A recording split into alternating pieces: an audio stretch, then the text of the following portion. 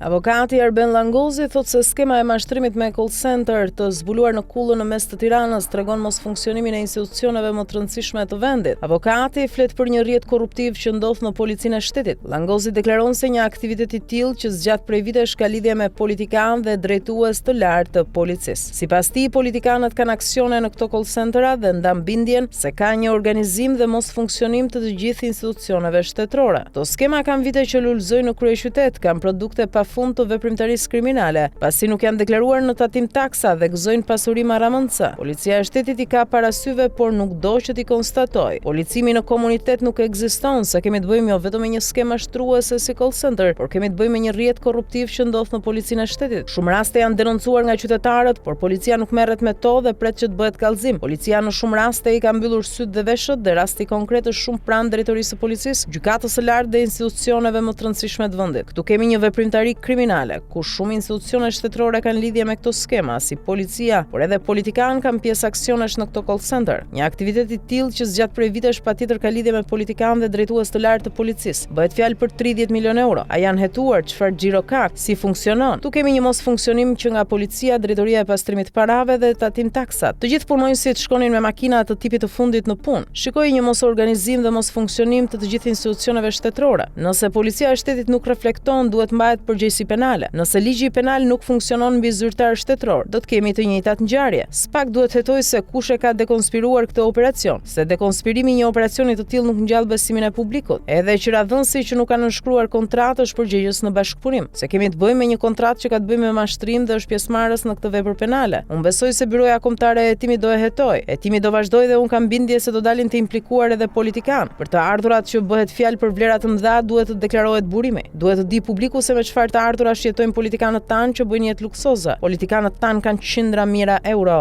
deklaron ndër të tjera avokati Arben Langozi.